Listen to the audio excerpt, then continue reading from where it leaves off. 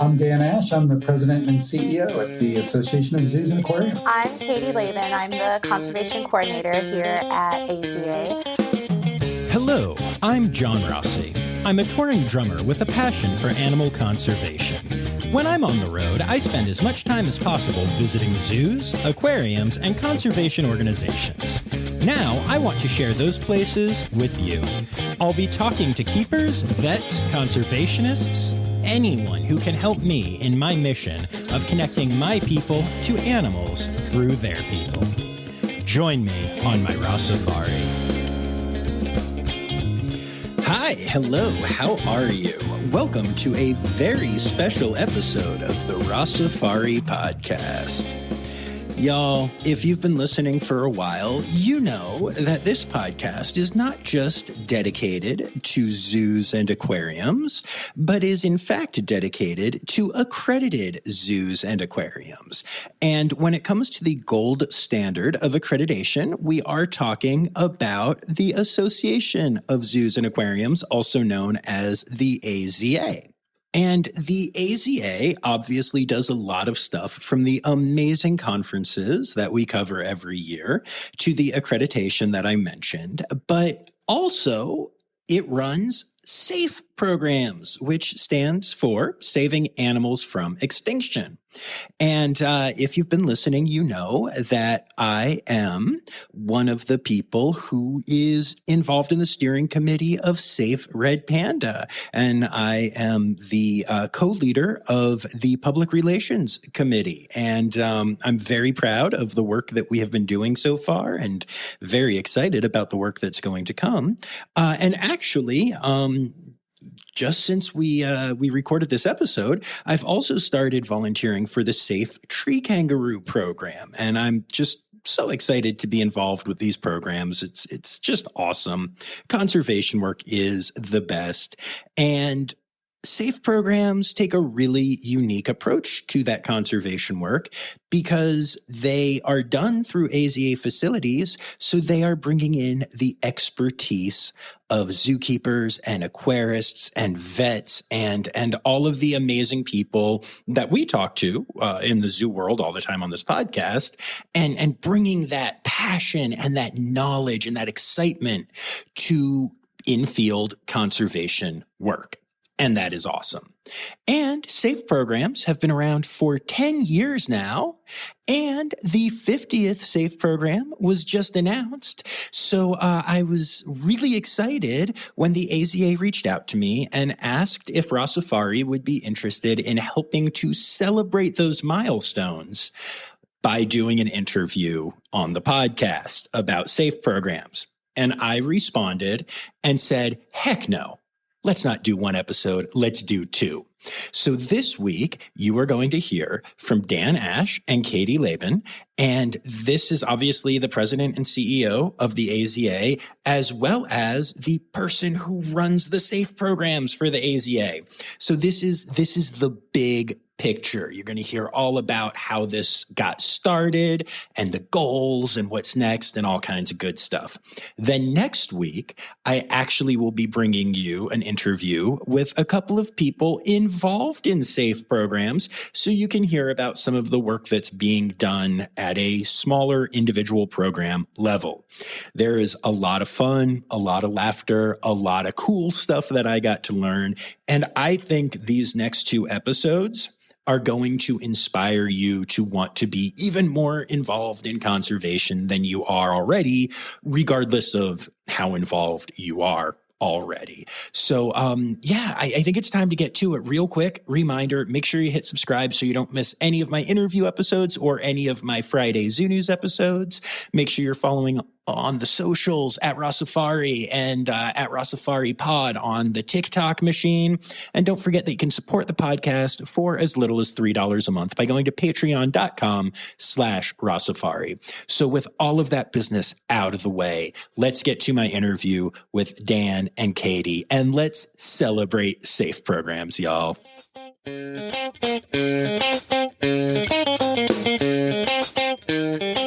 Conservation coordinator. I didn't know your title. I've literally been talking about you to like people and stuff in the zoo world, and I always just call you the Queen of Safe. So I hope that's okay. I'll ask for a new name badge. I like it. Yeah, I want to see some new business cards. Yeah, the position before me was called Safe Coordinator, and Okay. when I was brought on, they decided to revamp the title a bit. The primary role of my position here is Safe. I feel like that's my bread and butter, but I also help facilitate our conservation grants, and I do some work with Party for the Planet and conservation culture initiatives. So they wanted to give it a little broader of a title so that it could really encompass anything and everything. Yeah, no, that makes a lot of sense. I still like Queen of Safe. I'm just saying. Yeah. But Definitely royal. yeah, right. Absolutely. Absolutely.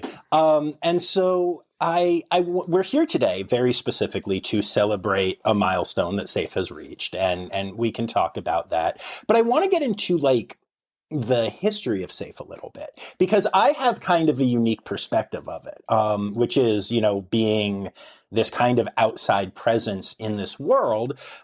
I knew about SSPs for years. And if you had asked me to define an SSP, I would have said that an SSP was a population management thing through the AZA to make sure that our genetics were good, that also focused on the conservation of the species. And I kind of thought it was all like one umbrella thing. And then a couple years ago, I started reading the term SAFE occasionally. And I was like, cool, what we need is one more acronym in the zoo world. Although I will say it's a good one.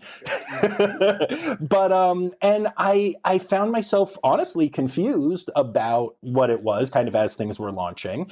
And then, found out what it actually is and fell in love with it and then started to get involved. So, yeah, that's my outsider's perspective. But how did this come to be from like internally? Yeah, I think that the evolution was built on SSPs. And actually, I've been at AZA now for 8 years, and before that, long career with the U.S. Fish and Wildlife Service. And so SSP, in my kind of experience, was related to conservation, because the SSPs that we were working with in the Fish and Wildlife Service were condor and black-footed ferret and sea otter and things like that, and they were all related to conservation. But I'll say this: when I interviewed for this job, I came in and they gave me some material to prepare, right? And one of the first questions in the interview was, "Well, what do you think about our SAFE initiative?" And I told them, "Well, I just to be frank, I think I'm the director of the United States Fish and Wildlife Service, and this is the first time I've heard that." And so I think, conservation in the zoo and aquarium community for a long time was associated with SSPs, which you said are primarily about the scientific, ethical breeding of animals for display, and to some extent have been involved in conservation for a long time. But SAFE was really that innovation of we need a focused effort on conservation within the zoo and aquarium community to really supercharge the work that we're doing, and also to build brand, that modern zoos and aquariums are conservation organizations, and so we should have a brand that is clearly conservation. Awesome. That is interesting. So when did SAFE become a thing? Like when did this decision get made and how did it get made? Yeah, it was before my time. Okay.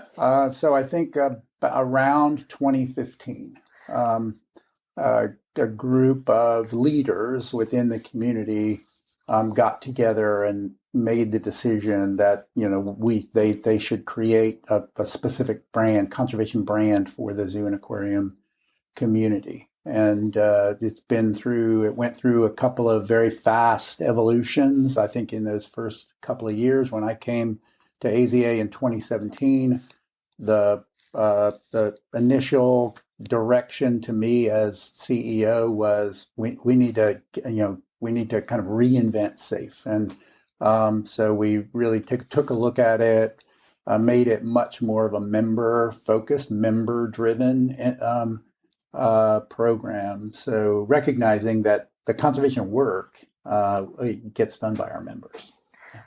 Yeah, the concept really came about in 2014 internally, and there was actually a call for proposals, in a manner of speaking, a reach out to the AZA community asking what species are on the brink and could really benefit from this new approach to meaningful long-term impact on conservation. And out of that cacophony of proposals, 10 were selected, and they were debuted right around Endangered Species Day in 2015. So that's why this year is so exciting, because it's our official 10-year anniversary of SAFE. And so those first 10 were selected through a committee here within AZA. And a couple of years later, as Dan said, we flipped the script, basically. We said, this doesn't feel right that we chose and then said, okay, members, here you go. We said our members and their partners, the most vital part of this story, the partners inside and outside of AZA, need to be the ones who are steering the ship. So from then forward, the proposals come and are reviewed by the Wildlife Conservation Committee. And we have a set of objective criteria. And then from there on out, it's up to the members to champion and direct the work that goes forward. So we've really seen different evolutions, and I don't know if we would say we're on SAFE 2.0 or 3.0 at this point, but I think the changes that happened early on have really allowed us to have this incredible variety of species and programs now for these most critical animals in our world. Yeah, no, absolutely. And it has been really fun watching it become a thing. Like I said, I had not heard of it for a long time. And then whatever you did when you launched 2.0 or 3.0 or 2.7 or whatever you want to call it, really seems to have worked, because now everyone in the community seems to understand what SAFE programs are. When I mention to people, obviously I have such a weird thing with Rossifari, because I'm in the world and some places know me and some places don't know me. And, there are times where I'll have fans at a facility, but their PR people will have never heard of me. And so I go through a lot of weird things just making these connections. And since I got involved with Safe Red Panda, just mentioning that, it's like, oh, that's a thing. I don't have to explain what Safe Red Panda is to anybody, which is nice. Because I think even just a couple years ago when I started hearing about the programs, we didn't know what they were. So it's cool to hear that growth in the last couple of years. And I think the original thought, which has a kind of inherent logic to it, was we'll pick 10 species and we'll get major philanthropy to drive implementation of these plans. Although what that does is it puts us in competition to some degree with our members, right? And to some degree with other conservation organizations like WCS or WWF. And so I think the kind of flaw in that theory was somehow somebody who wants to drive African elephant or Asian elephant conservation is going to give money to AZA as opposed to giving it to WWF or Conservation International. And so flipping the script, as Katey said, to say what we need to do is put this in the hands of our members, and make it a member-driven program rather than kind of top-down, I think really did make a difference. And now we've got 50 safe species, and it creates room for things like Wyoming toad, right? Mm-hmm. Which otherwise, we would have never made it in that 10 species to focus. And so I think that's really been magical, I think. I do think that's really cool. And one of the things that I think is so important, in general, when it comes to conservation, is we all have our things that we're passionate about. Mm-hmm. And while we all want to save all species, yes, I spend a lot more time worrying about red pandas and tree kangaroos than I do about a lot of the other ones out there, because they're just animals that speak to me. And I remember very distinctly laughing, no offense to anyone, when I found out that there is a safe freshwater mussels, because who the heck is that passionate about freshwater mussels? But the point is, people are, and enough so to have created a SAFE program. But you're right, that would have never come from the top down. There were way too many species on the list, I'm sure, before we would have gotten to freshwater mussels. They are beautiful bivalves. You're very good at your job, Katey. Well, I spent many years working with animals without a face. My background is in marine biology, and I spent many years doing coastal restoration with oysters. And so I have a soft spot for creatures that don't have an apparent eye or mouth or face.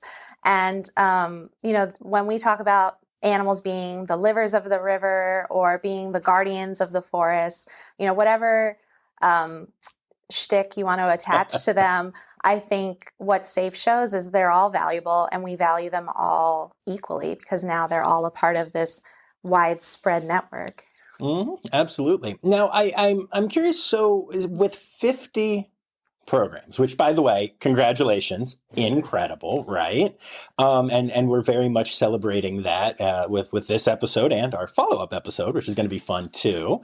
But how much, how much central authority is there? How much does the AZA, you keep mentioning that it kind of allows the members to do the work, but how much of that is there? And let's pretend that you and I haven't been on a bunch of Zooms together trying to make this work for Red Panda. Let my listeners know how much, is there a centralized body and how much is it independent? All 50 SAFE programs are incredibly unique, for better or for worse. Trying to explain each and every one of them could take a long time because they all have their own strengths and their own quirks. But as I said, when proposals come in, the AZA Wildlife Conservation Committee reviews the proposals against our objective criteria. And we have yet, since the redevelopment of SAFE, to refuse a program. We oftentimes provide feedback, and maybe a second edition of that proposal comes back to us after pieces have been thought back through. But after the committee officially approves it, they are assigned a liaison from the WCC. I assist wherever I can. So I might sit in on meetings for gorillas one week, and the next week I sit in on a meeting for vaquita. But the program leaders and their teams pretty much operate on their own and with their network of partners within and outside of AZA. Cool. Yeah, no, that makes sense. And it does bring up an interesting question, which is the partner aspect of it. I don't know how many conservation organizations are dedicated to freshwater mussels, but I do know that there are conservation organizations out there already doing great work. And I will little bit of inside baseball. We just had a meeting, the leadership team of Safe Red Panda, with Red Panda Network, because they are our primary field partners right now. And as we were talking to them, these are people we all know. We've all worked together. Sonam is a Whitley Award winner, and I'm kind of like fanboying seeing him on in a meeting with me. But also there was genuine concern and discussion that had to happen around the fact that, Red Panda Network has been around for a long time, has great relationships with many AZA facilities, gets funded by many AZA facilities.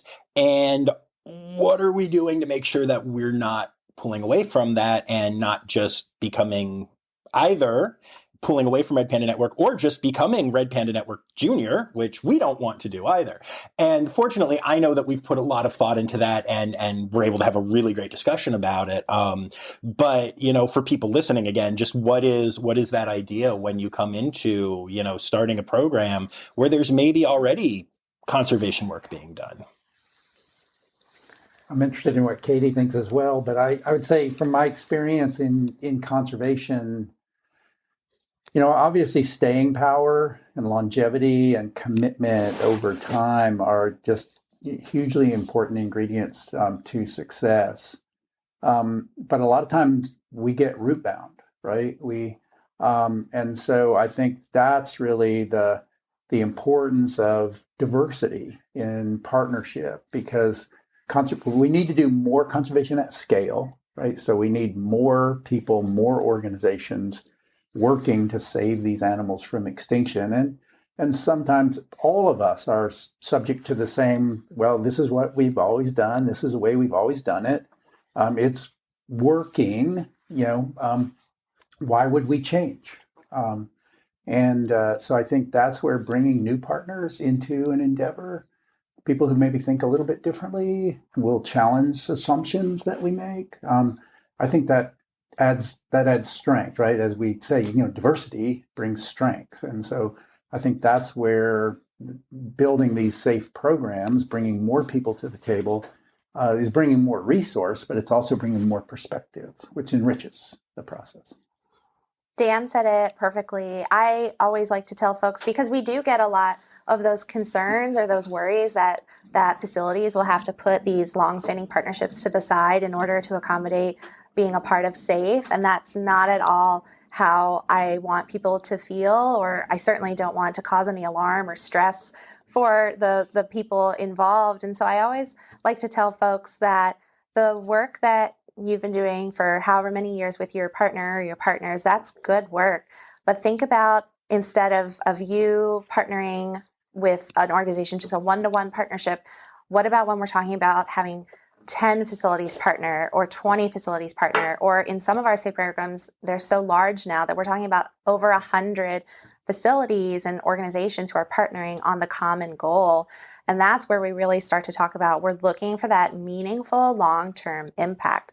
We want this to be sustainable and we want this to be progressive. And that sometimes needs us to think about who is not a part of the conversation right now and what voices need to be brought in so that we really are bringing everyone into the conservation solution.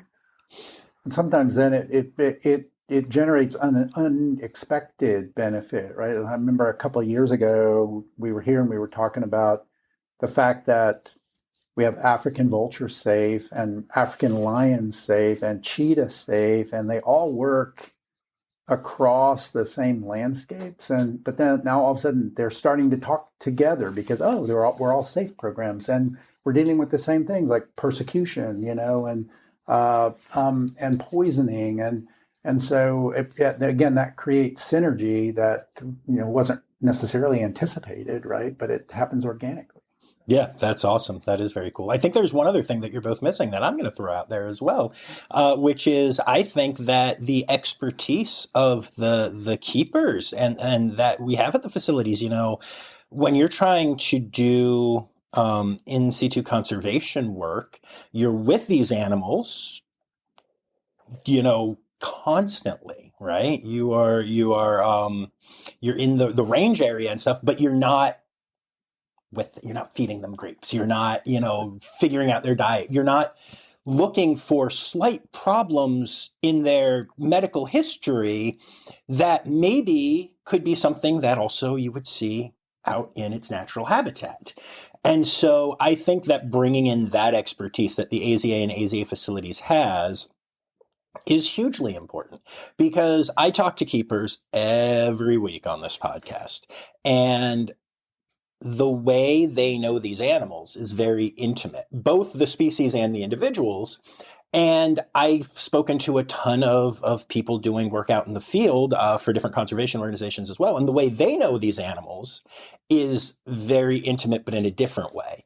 And I think that when you start to put those things together, so you have the people in the field and the people in the zoo starting to communicate with each other and starting to, work on education tools together and stuff like that. I think it's awesome because you get these two different perspectives on the same animal and can teach each other. And actually, that's the thing that I'm personally the most excited about with Safe Red Panda in particular, because the panda keepers that I have gotten to know in this world, and that is a lot of them because I just love these little goobers, are so brilliant and so knowledgeable about these animals. And then when I talk to the people out in Nepal, they are too, but it's in a completely different way. And I love, I know Red Panda Network does their eco trips, and once a year they do one that's focused on keepers. They try to get keepers out there. And I know that Jamie Delk went this year, and Davey Ann Newsworthy went last year. And these are keepers that are working with these animals. And they talk about both how much they learned and how much they're able to teach while they're out there. And I think that is really cool. And, yeah.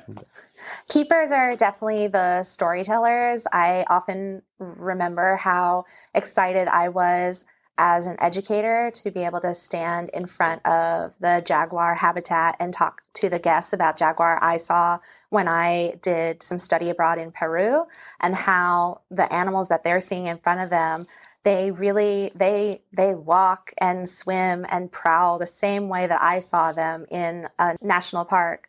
And I think what quite a few of our SAFE programs have enveloped into their programs is that transfer of knowledge between the keepers, the ex situ population experts, with their field partners, because there are some things, depending on the species and where they're found, that you just can't figure out easily.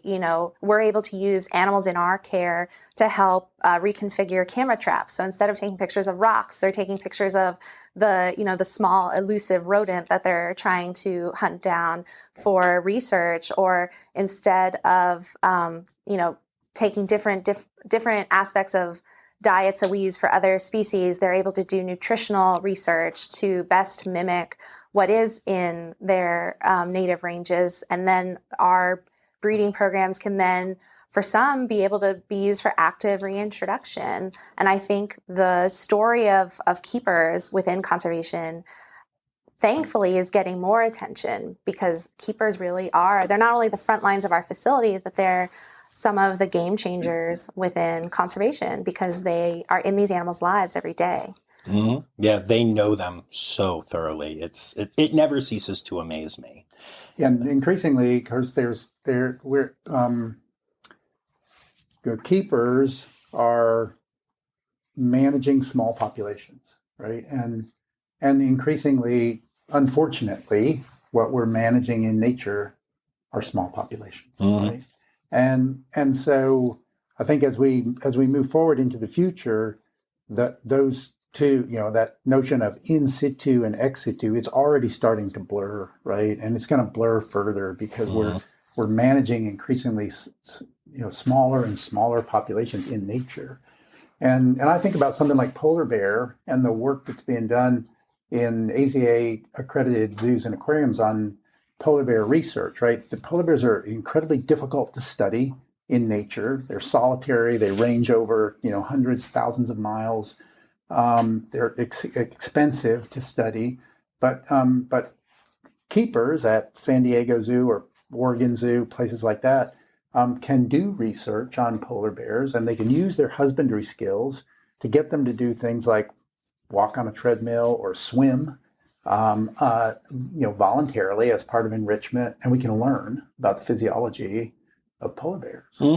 And so it's that husbandry expertise and the fact that they're working with these animals every day that allows us to learn things about them that we would never be able to learn trying to study them in nature. Yeah, no, absolutely. And I've always loved that, you mentioned polar bears, and like one of my favorite things whenever I'm talking to the anti-zoo crowd about stuff is I'll bring up Dr. Erin Curry at the Cincinnati Zoo, who I've gotten to know very well. And she is working on a polar bear pregnancy test. Yeah.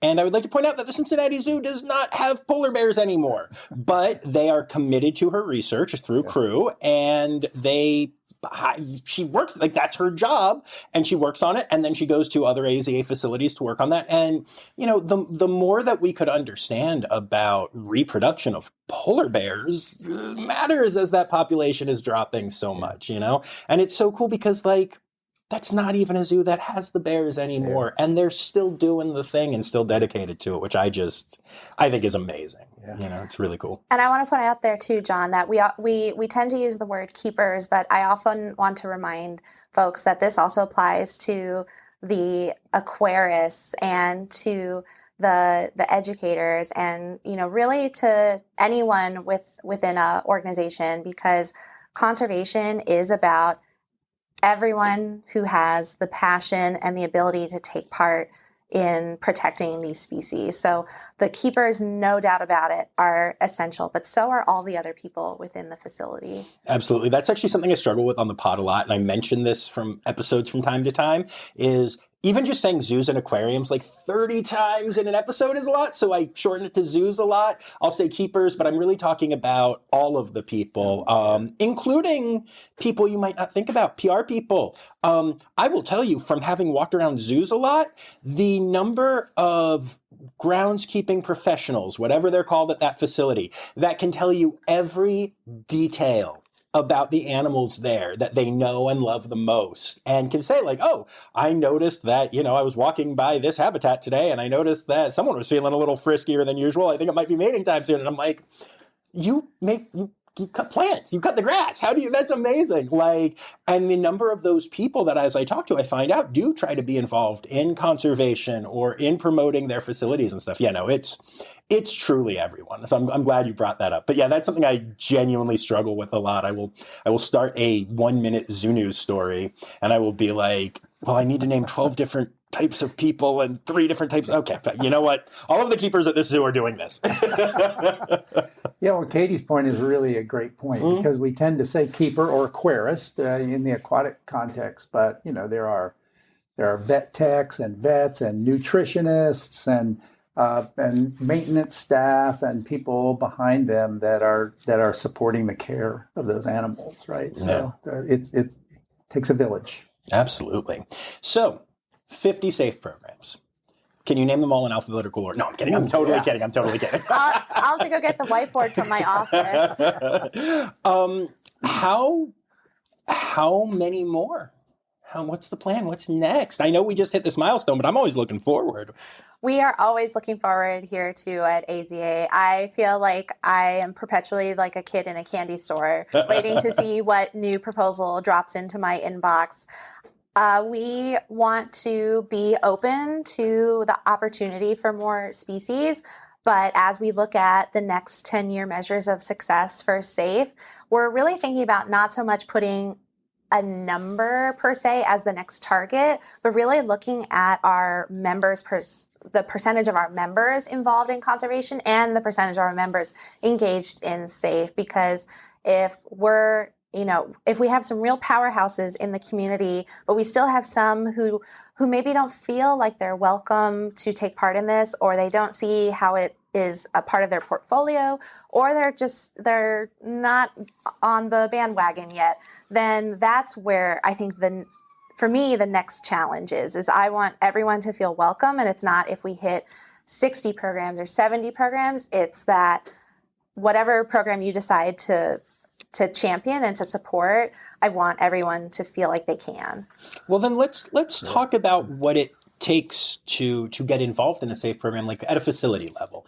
Because actually one of the things that I have encountered, and I know I told you this before, is that there seems to be some misconceptions about it. And one thing, I had 2 different facilities that I talked to about getting involved with Safe Red Panda tell me that they just can't afford the $10,000 a year buy-in. And y'all, there's no $10,000 a year buy-in, but that was 2 different facilities, where I guess through the rumor mill, through whatever, and I was like, no, let's chat. So what does it take to actually become a partner, facility?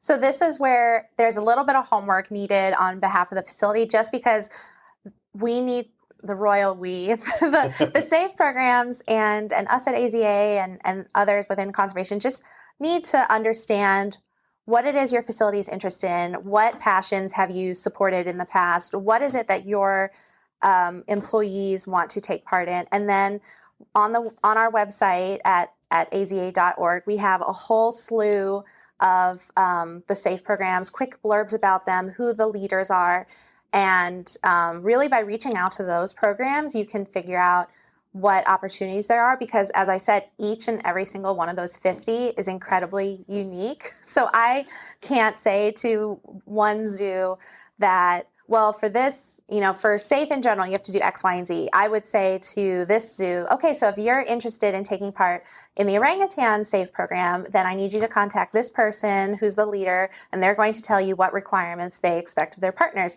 Whereas to Aquarium B, I would say, well, if you're interested in Sunflower Sea Star, I need you to reach out to these 2 people, and they're going to explain to you what requirements they have. And I can help serve as that go-between and that facilitator of information, but really everyone's expectations for their programs are different because they all are tasked with incredibly unique and difficult situations. And there's no AZA levy. You don't have to pay $10,000. No, you're not paying for my gas bill or. And and I think that goal wise, what really blew me away this year was we hit the 85% of our members that are engaged in SAFE, right? So I think that certainly 100% is what we want to achieve, and so that last, it's like any endeavor, that last mile, right? Yeah.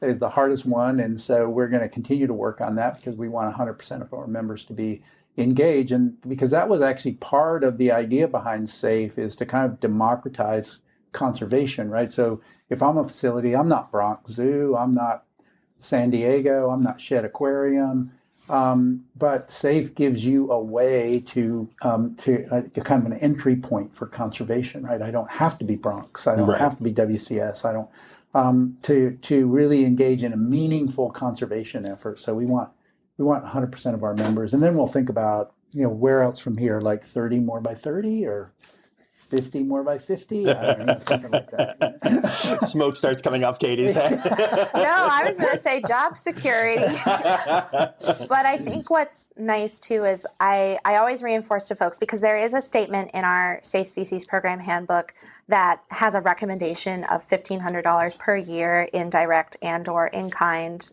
commitment. But the back half of that sentence is probably the even more important part that most people forget about, is that participation is defined by the program and how they decide their partners' resources can best impact the program. And we still have a number of SAFE programs who ask for no money whatsoever. It's solely through in-kind participation.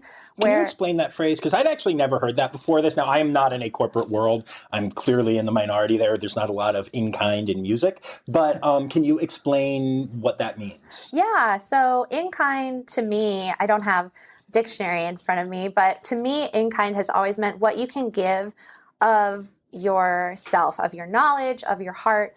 And I think great examples of that are when a facility who maybe doesn't have a great well of money for their conservation efforts, but they can give their employees the opportunity to sit on the steering committee of a SAFE program, or they help chair a research group that is looking at nutritional aspects. So the participation of those employees and their support from their facilities as a part of their normal job. We're not talking about doing this at 10 o'clock at night when you should be asleep or watching TV. This is where it's a part of your day-to-day role, and your facility supports you to do it. Yeah, it could be. I don't have a conservation staff, but I have a digital media staff, so I can bring them to the table and help with the telling the story. And so that's in kind. I can't make a $1,500 direct contribution, but I can bring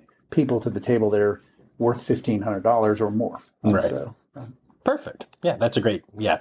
I had never heard that phrase before I started working with these programs, and then I was like, oh, that's cool. Good.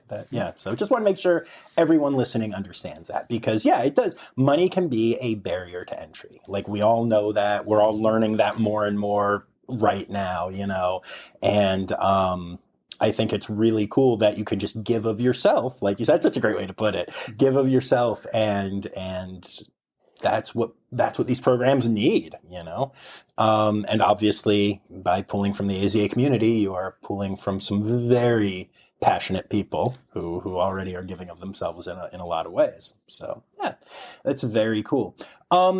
I am curious, because I do like to, have the harder discussions sometimes. Not that this is that hard, but 85% is incredible. Are we hearing anything about why the 15% aren't jumping on board yet? Because, come on, let's go, guys. Right? I'm curious if there have been any, detriments to entering for those facilities, or if there are any concerns being raised, and if so, what's being done about it? I think I'd say two things. Number one, I think in general, we still have a portion of our membership that's not that engaged in conservation, right? And so I think that we have some work to do with a portion of our membership to make sure that they're bought into the notion of that, modern aquariums and zoos are conservation organizations and need to be contributing meaningfully to conservation. I think another aspect, quite frankly, is the issue that you raised earlier, that some people are like, well, I've been doing this, and this is my thing, and we're going to continue to do that, and so no, thank you. And so I think there's a little bit of that too. That makes a lot of sense, actually. Yeah, because I was surprised when you said that. As great as I know, getting 85% of any membership to do anything is incredible. But yeah, I was a little surprised, but that does make a lot of sense. Yeah, very cool. Yeah, I mean, it's a solid B, but, being the student that I was, I want that A. And I think something that we're looking forward to, especially with AZA's new strategic plan, is we increasingly have more and more members who are outside of North America, outside of the United States, and we want them to feel as a part of the conversation and able to take in the resources that we have as our members here in the States. So as we have more members in the Middle East, in Asia, we want them to feel connected. And I actually think that's where SAFE can truly shine, because for some of our international members, they now are in the range countries of these species. And so they really are on the front lines. They may have, accidentally taken some in through confiscation or, have experienced them in other ways. But I think in the coming future, that's something that I'm most excited about, is figuring out how to welcome our international AZA members. There will always be tough nuts to crack, but I'm ready and raring. That's awesome. Can you, for people that are hearing this and that are maybe interested in launching the 51st program or whatever, what is the definition of what we see as a safe species that could become a program? Well, we actually have the potentially 51st one currently under committee review. Impressive. I will not give any allusions to who it is. Is it a mammal? Is it a... It's a mammal. I guess I can at least say that. She says disappointedly. It has a face. Yeah. Well, like Dan said earlier, 2024 was so exciting, not only for hitting the 50th, but we had some really great species come on board who maybe fly under the radar for most of our general public. So bringing on the first amphibian safe program with Wyoming toad, the incredible work they're doing to bring this species back from being extinct in the wild. We brought on some tremendous, also North America-based programs like thick-billed parrot and Atwater's prairie chicken, which if anyone has seen a video of Atwater prairie chickens lekking, you have got to see it because it makes me smile all the time. They are amazing. We talked to Fossil Rim about them 2 years ago, and yeah, no, they're... And that's actually, we'll get back to my question, but that's one of the coolest things about SAFE too, is because it's passion-driven and because it's coming from the people, you have this weird thing where, like, I talk about red pandas a lot because I'm passionate about them, but they are a really popular animal. They are an animal that has had a Pixar movie made about them, and that they, you walk into a Target and you go to the mall and you're going to see stuffed red pandas available for purchase, as opposed to an Atwater's prairie chicken or whatever. But like, it blew my mind that there was a safe tree kangaroo, which I recently had a video go viral and with a tree kangaroo, just eating, just crunching, and the number one comment was, I've never heard of the species before. But there was a SAFE program helping to conserve the species before there was for red panda, which is actually kind of amazing. Just from a, like you were saying, from the perspective of how if you were picking, you picked your top 10 and then you kept going. Red panda would definitely get hit before tree kangaroo, just based on like popularity or whatever. But yeah, I do think that's very cool. It is fun to see all that passion. But so back to the question. So what is the requirement for the 52nd or beyond SAFE program? So there's a proposal that anyone can download off of AZA's website if they're interested in proposing a SAFE program. And the four eligibility criteria that we look at, part of the proposal are, one, the species or multiple species, depending on what scope everyone wants to look at, needs to be classified as threatened with extinction. It could be through U.S. Fish and Wildlife, through the Endangered Species Act. It could be through IUCN Red List. It could be through any recognized authority. So first we have to know how bad off is it is kind of our first thing. And then next it needs to have a published recovery plan because we don't want to reinvent the conservation wheel. That's exhausting and takes too much time.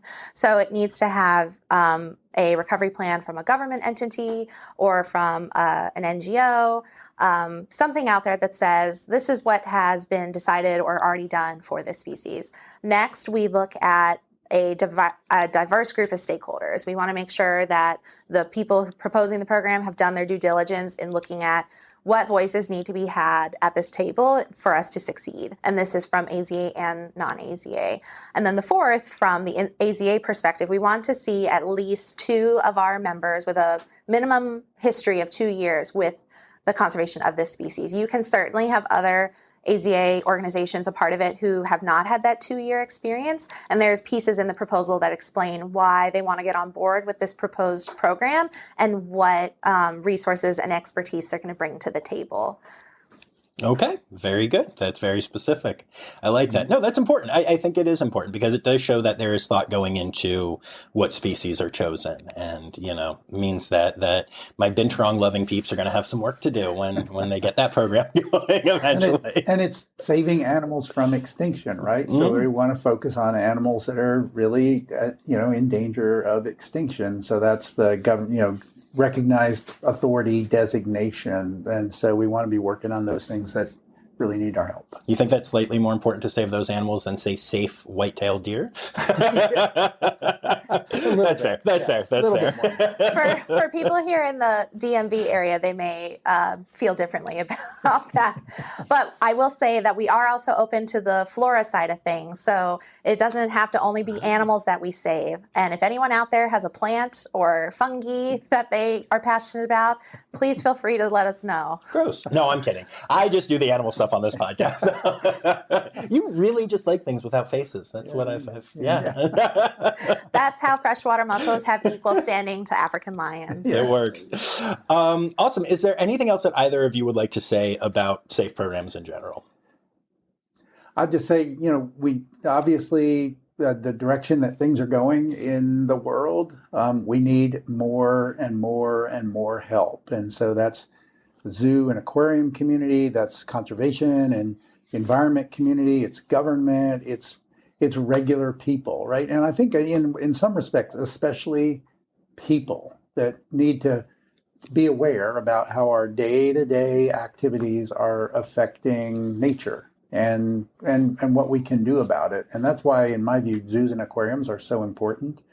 AZA accredited zoos and aquariums, more than 200 million visitors a year, in-person visitors, more than that, obviously, on social media reach. So I think we have an opportunity and obligation to tell the story about what's happening out there. And SAFE is I think, a great brand for us and a great way to tell the story.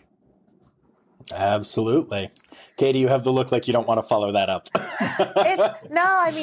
It's always hard because for me, I think SAFE has become very personal. I feel like I've been a part of the zoo community since I was a little kid, and now I have a son of my own, and I want him to hopefully see all of these species when he grows up. And so for me, SAFE is my little contribution to the conservation world, that we will keep these species around because we are going to bring everyone and anyone possible to prevent, further extinctions. I think there's a philosophy within SAFE that we've been working on the last couple of years. It's people advancing conservation together. We call it PACT. Of course you do. And one more acronym out there, but we consistently talk about equitably integrating people into conservation. And that's where it doesn't matter what level you are at your facility. It doesn't matter if you're at a museum or a university or one of our zoos and aquariums.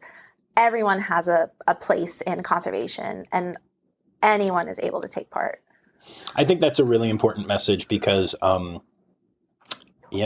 struggle all the time with imposter syndrome and with not being, yes, I volunteer at an AZA facility, but we don't have a lot of red pandas at our aquarium.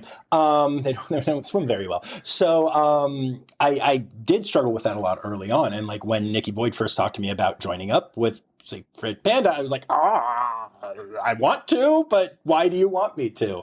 But everyone has been very welcoming and has made me feel very good about my contributions and stuff. And you're right, there are a lot of people like me who can contribute. And I know that there are people involved at SSA Group who are involved in SAFE programs as well, since we've got a great partnership with them and the AZA going on right now and stuff. And I think it's really cool to see those openings. I think that's really important. So now that we've all said some really nice, beautiful things, let's completely ruin it. It's time now, don't you know? We've come to the end of the show. But there's one tale left to go. You're gonna laugh and say, oh no. It's time for the Rossifari poop story. Poop story. Poop story. Okay, well, I'm not going to tell a poop story. Poop story. I'll tell a gross story though. I've had the privilege to go to some of the greatest places on the planet. Years ago, went to a place called Togiak National Wildlife Refuge. It's on the coast of Alaska.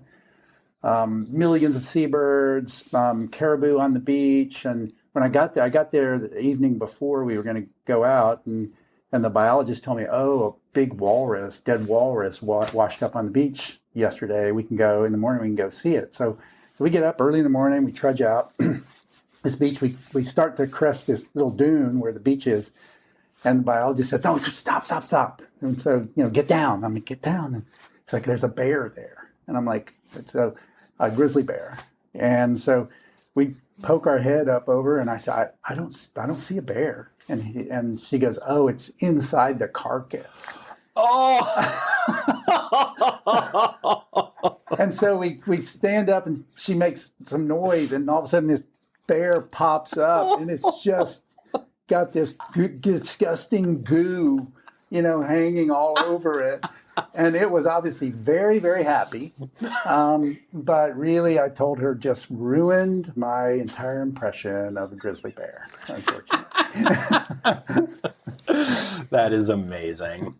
Do you have one? I will, if you'll allow me, I'll give you two. One is actually, I think, one of the big reasons why I ended up where I am today, not because of the poo, but when I was a high schooler, I interned at the National Aquarium. Back then it was the National Aquarium in Baltimore because there were two of them, but I was able to volunteer and intern with the Tropical Upland Rainforest exhibit, and those same staff members also took care of the puffins. And I will say that I love many species of birds, puffins included, but they smell.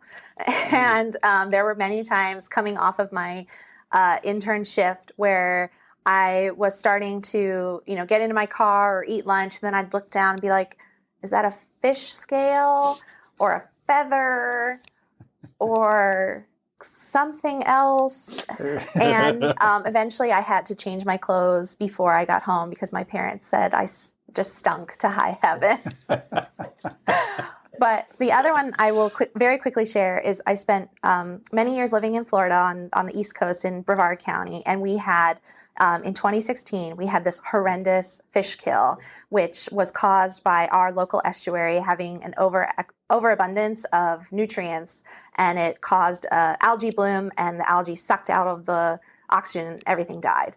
And so many organizations and people that day were going out around on the waters collecting trash bags of sport fish and stingrays and crabs. Everything either was floating on the surface or had already started to decompose and went back into the water. And I think all of us almost puked at once that day. But as a result of that horrible, horrible event, the county actually passed a 0.5-cent sales tax to fund the restoration of that estuary, and the work is still going on today. So even though I almost lost my lunch, that awful, awful fish kill brought about something very positive. Nice. Very cool. Well, thank you both for taking the time to do this. I really appreciate it. Thank you. Thanks for what you do. Thank you, John.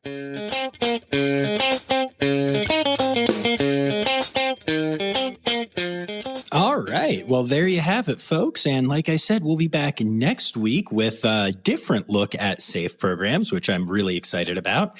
Also, I'm not going to lie. Being involved in these programs has been very very special to me, but also just getting to go down to the AZA headquarters and sit down with some of these very important people.